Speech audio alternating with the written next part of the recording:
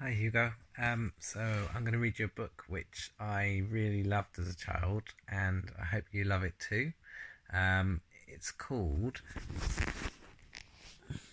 The Lion, the Witch, and the Wardrobe, and it's authored by an author called C.S. Lewis, and it's from a series called The Chronicles of Narnia. And this book was my absolute favourite because it's got lots of magic in, so I'm going to read it for you now. Okay, so I think let's have a look. Let's start from here. Go to chapter 1. Chapter 1. There's illustrations on here as well. Lucy looks into a wardrobe. Once there were 4 children whose names were Peter, Susan, Edmund, and Lucy. This story is about something that happened to them when they were sent away from London during the war because of the air raids. They were sent to the house of an old professor who lived in the heart of the country, 10 miles from the nearest railway station and 2 miles from the nearest post office. He had no wife, and he lived in a very large house with a housekeeper called Mrs. Macready and 3 servants. Their names were Ivy, Margaret, and Betty, but they do not come into the story very much. He himself was an old man with shaggy white hair which grew over most of his face as well as on his head, and they liked him almost at once. But on the first evening, when he came out to meet them at the front door, he was so odd-looking that Lucy, who was the youngest, was a little afraid of him, and Edmund, who was the next youngest, wanted to laugh, and had to keep on pretending he was blowing his nose to hide it. As soon as they said good night to the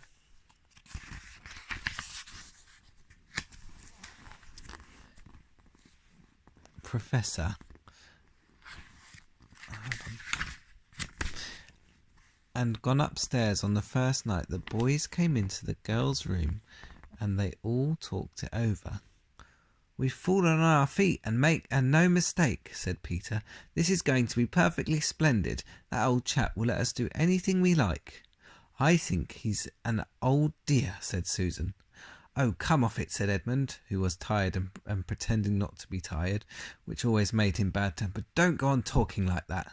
"Like what?" said Susan. "And anyway, it's time you were in bed." "Trying to talk to Mother," said Edmund. "And who are you to say when I'm off to bed? Go to bed yourself." "Hadn't we all better go to bed?" said Lucy. There's sure to be a row if we're heard talking here." "No, there won't," said Peter. "I tell you, this is the sort of house where no one's going to mind what we do. Anyway, they won't hear us. It's about 10 minutes' walk from here down to the dining room, and any amount of stairs and passages in between." "What's that noise?" said Lucy suddenly. It was a larger house than she had ever been in before, and she thought of all those long passages and rows of doors leading into empty rooms was beginning to make her feel a little creepy. "It's only a bird, silly," said Edmund. "It's an owl," said Peter. "This is going to be a wonderful place for birds. I shall go to bed now. I say, let's go and explore tomorrow. You might find anything in a place like this. Did you see those mountains as we came along? And the woods? There might be eagles. There might be stags. There'll be hawks." "Badgers," said Lucy. "Foxes," said Edmund. "Rabbits," said Susan. But when the next morning came, there was a steady rain falling, so thick that when you looked out of the window you could see neither the mountains nor the woods, nor even the stream in the garden. "Of course it would be raining," said Edmund. They had just finished their breakfast with the professor and were upstairs in the room he had set apart for them.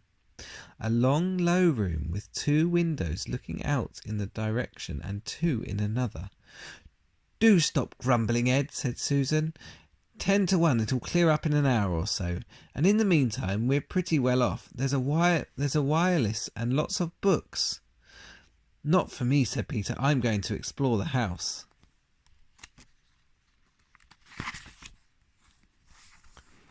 So here we go. There's the first picture. Everyone agreed to this, and that was how the adventures begun. It was the sort of house that you never seemed to come to the end of, and it was full of unexpected places. The first few doors they tried led only into spare bedrooms, as everyone had expected that they would, but soon they came to a very long room full of pictures, and there they found a suit of armour, and after that there was a room all hung with green, with a harp in one corner, and then came 3 steps down and 5 steps up, and then a kind of little upstairs hall, and a door that led out to the balcony, and then a whole series of rooms that led into each other and were lined with books, most of them very old books, and some bigger than a Bible in the church. And shortly after that they looked into a room that was quite empty except for one big wardrobe, the sort that has a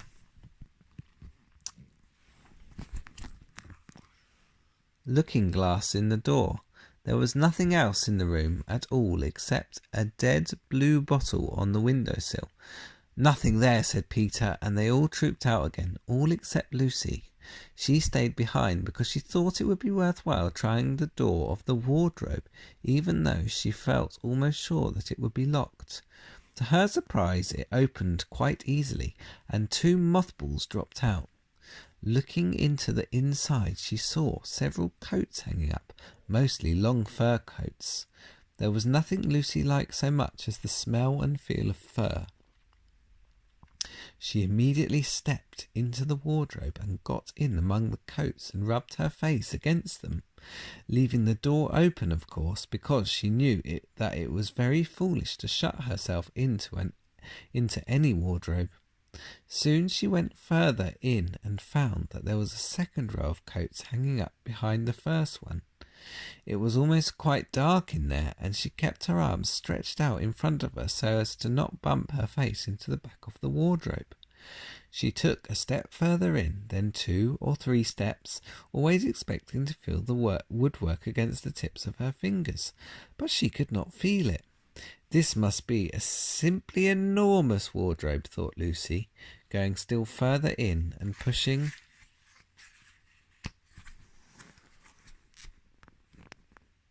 the soft folds of the coats aside to make room for her.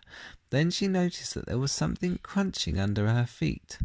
"I wonder, is that more mothballs?" she thought, stooping down to feel it with her hand. But instead of feeling the hard, smooth wood of the floor of the wardrobe, she felt something soft and powdery and extremely cold. "This is very queer," she said, and went on a step or 2 further. Next moment she found that was rubbing against her face and hands was no longer soft fur, but something hard and rough and even prickly. "Why, it is just the branches of trees!" exclaimed Lucy. And then she saw that there was a light ahead of her, not a few inches away where the back of the wardrobe ought to have been, but a long way off. Something cold and something was falling on her. A moment later she found that she was standing in the middle of a wood at night time, with snow under her feet and snowflakes falling through the air. Lucy felt a little frightened, but she felt very inquisitive and excited as well. She looked back over her shoulder, and between the dark tree trunks she could still see the open door of the wardrobe and even catch a glimpse of the empty room from which she had set out. She had, of course, left the open door, for she knew that it is a very silly thing to shut yourself into a wardrobe. It seemed to be still daylight there. Here's the Hugo. Can you see this? This is where inside of the wardrobe at the back they've gone into a forest, and this is the big lamppost. "I can always get back if anything goes wrong," thought Lucy. She began to walk forward, crunch, crunch, over the snow and through the wood towards the other light. In about 10 minutes she reached and found it was a lamppost.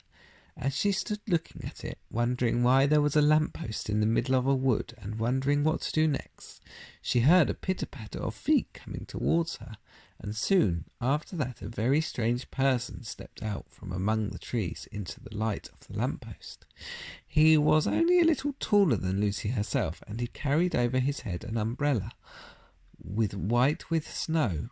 From the waist upwards he was like a man, but his legs were shaped like a goat's.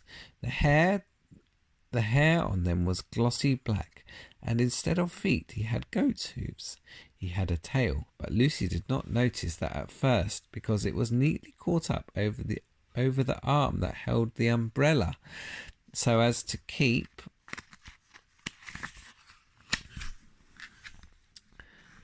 it from trailing in the snow. He had a red woolen muffler round his neck, and his skin was rather reddish too. He had a strange but pleasant little face, with a short pointed beard and curly hair, and out of the hair there stuck 2 horns, one on each side of his forehead. One of his hands, as I have said, held the umbrella. In the other arm he carried several brown paper parcels. What with the parcels and the snow, it looked just as if he had been doing his Christmas shopping. He was a fawn, and when he saw Lucy he gave such a start of surprise that he dropped all his parcels. "Goodness gracious me!" exclaimed the fawn. Right, so here we go to chapter 2. And chapter 2, what Lucy found there. "Good evening," said Lucy, but the fawn was so busy picking up its parcels that it first did not reply. When it finished, it made her a little bow. Good evening," said the fawn. "Excuse me, I don't want to be inquisitive, but should I be right in thinking that you are a daughter of Eve?" "My name is Lucy," she said, not quite understanding. "But you are, forgive me, you are what they call a girl," said the fawn. "Of course I'm a girl," said Lucy. "You are in fact human?" "Of course I'm human," said Lucy, still a little puzzled. To be sure, said the fawn. "How stupid of me, but I've never seen a son of Adam or a daughter of Eve before. I am delighted. That is to say," and then it stopped as if it had been going to say something it had not intended, but had remembered in time. Delighted.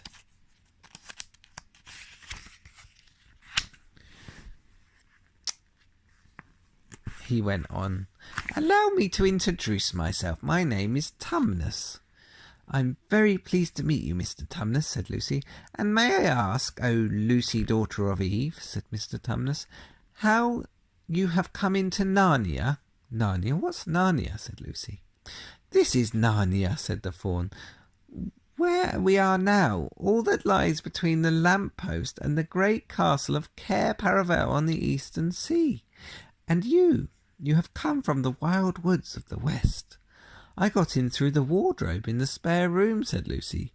"Ah," said Mr. Tumnus in a rather melancholy voice, "if only I had worked harder at geography when I was a little fawn, I should no doubt know about all these strange countries. It is too late now." "But they aren't countries at all," said Lucy, almost laughing. "It's only the back there, at least, I'm not sure. It is summer there."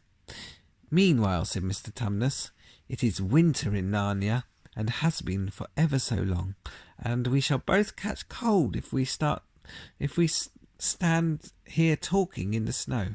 Daughter of Eve, from the land of Spare Oom, where eternal summer reigns around the bright city of Wardrobe, how would it be if you came and had tea with me?" Look, there's the fawn, Hugo, and he's got hooves and like horse legs.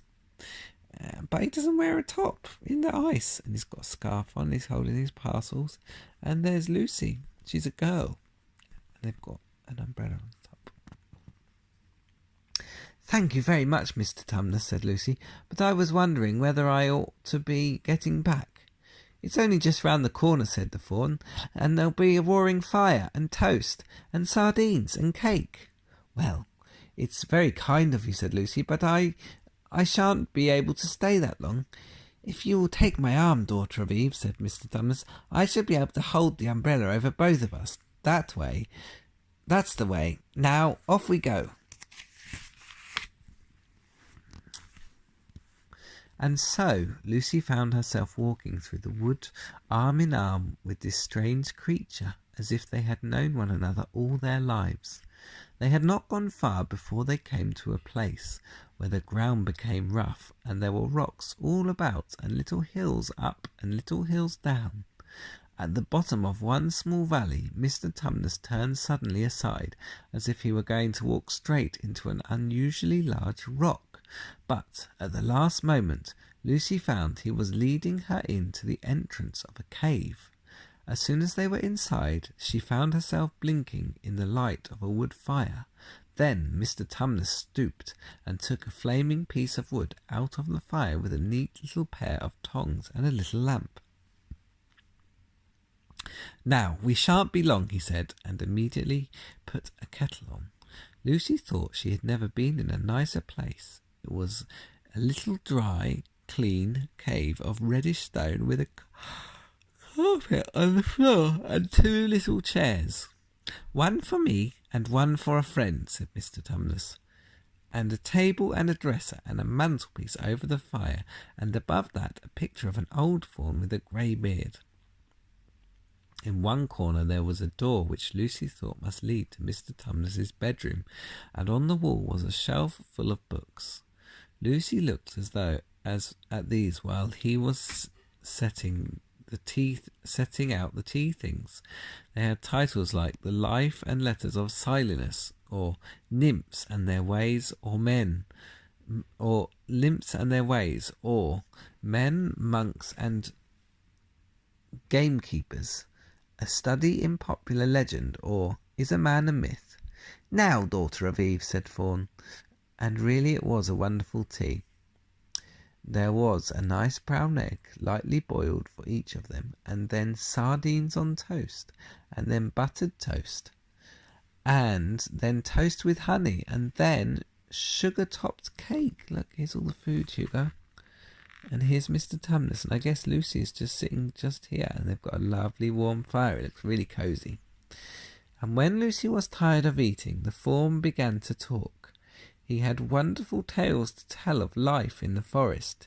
He told about the midnight dances, and how the nymphs who lived in the wood wells and the dryads who lived in the trees came out to dance with the fauns, and long hunting parties after the milk-white stag who could give you wishes if you caught him, and feasting and treasure-seeking with the red dwarfs in the deep mines, and cabins far beneath the forest floor, and then about summer. More pictures. When the woods, I guess this is some of the different creatures all dancing in the woods, and there's a stag. When the woods were green and old Silenus on his fat donkey, maybe you can't see him on there, would come to visit them, and sometimes Bacchus himself, and then the streams would run with wine instead of water, and the whole forest would give itself up to jollification for weekends on end. Not that it isn't always winter now, he added gloomily. Then, to cheer himself up, he took out from its case on the dresser a strange little flute that looked as if it were made of straw, and began to play. And the tune he played made Lucy want to cry, laugh and dance and go to sleep all at the same time. It must have been hours later when she shook herself and said, "Oh, Mr. Tumnus, I'm so sorry to stop you, and I do love that tune, but really I must go home. I only meant to stay for a few minutes." "It's no good now, you know," said Mr. Faun, laying down its flute and shaking its head at her very sorrowfully. "No good," said Lucy, jumping up and feeling rather frightened. Look, he seems sad there. "What do you mean? I've got to go home at once. The others will be wondering what's happened to me." But a moment later she asked, "Mr. Tumnus, whatever is the matter?" For the faun's brown eyes had filled with tears, and then the tears began trickling down its cheeks, and soon they were running off the end of its nose, and at last it covered its face with its hands and began to howl. What do you think, Hugo? Why is he upset? Let's have a look.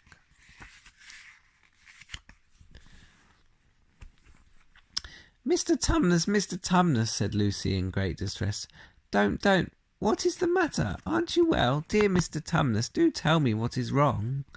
But the fawn continued sobbing as if its heart would break, and even when Lucy went over and put her arms around him and lent him her handkerchief, he did not stop.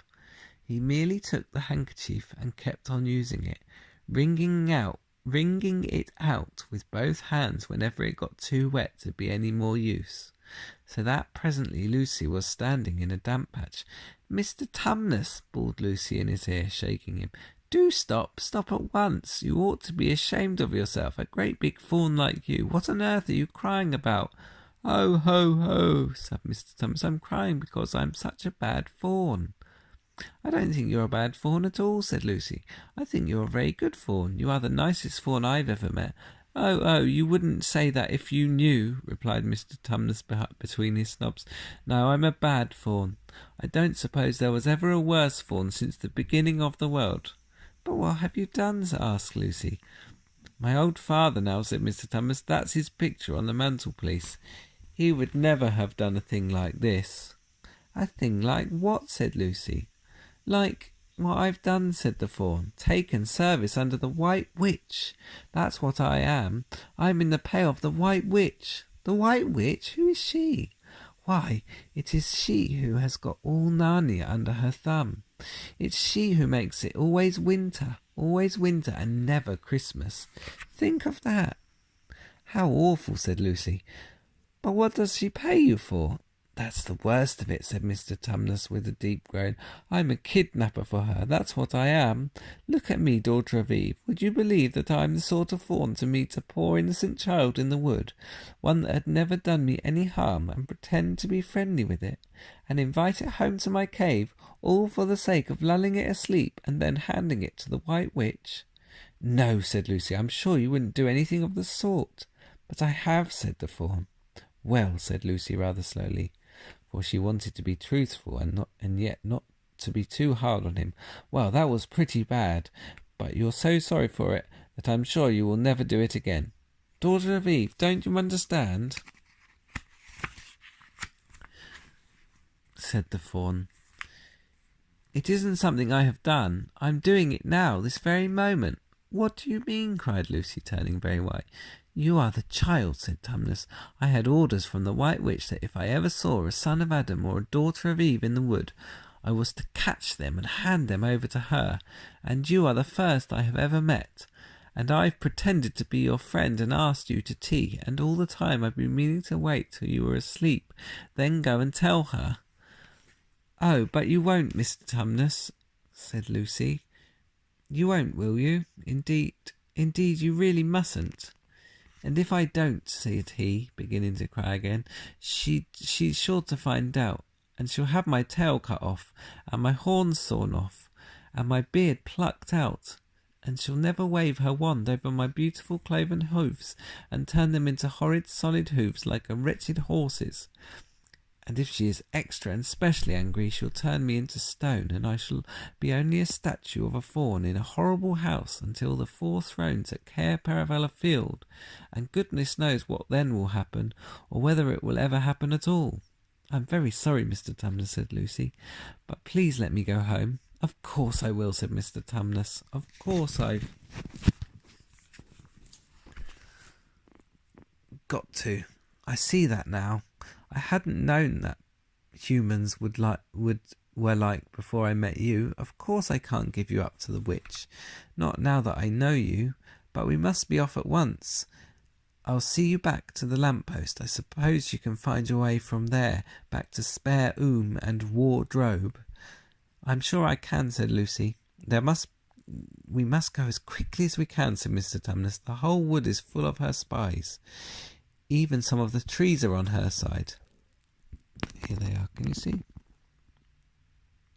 He's taken her back to where she can get back to her world.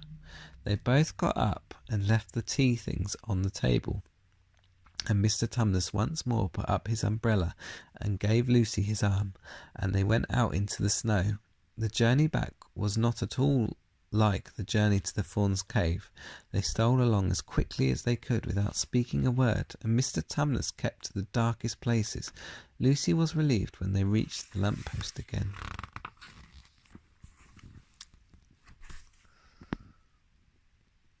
Do you know your way home from here, daughter of Eve? Said Mrs. Tumnus. Lucy looked very hard between the trees and could just see in the distance a patch of light that looked like daylight. Yes, she said, I can see the wardrobe door. Then be off as quick as you can, said the fawn. And can you ever forgive me for what I meant to do? Why, of course I can, said Lucy, shaking him heartily by the hand. And I do hope you won't get into dreadful trouble on my account. Farewell, daughter of Eve, he said. Perhaps I may keep this handkerchief. Rather, said Lucy, and then ran towards the far-off patch of daylight as quickly as her legs would carry her. And presently, instead of rough branches brushing past her, she felt coats, and instead of crunching snow under her feet, she felt wooden boards. And all at once she found herself jumping out of the wardrobe into the same empty room from which the whole adventure had started. She shut the wardrobe door tightly behind her and looked around, panting for breath. It was still raining, and she could hear the voices of the others in the passage. I'm here, she shouted. I'm here. I've come back. I'm all right.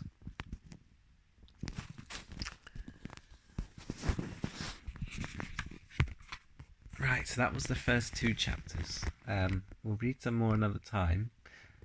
Today would have been the day that you started year 2, and everyone else was posting pictures, and yeah, it was a sad feeling, but I know you're having a good time in Japan now, and you have got your friends and Oka and Baba and Gigi and Kaito and everyone, so that's good. Yeah, I'm going to put this on YouTube now. I hope you watch it some stage, and I'll catch you soon. I'm looking forward to speaking to you again soon. Alright, bye.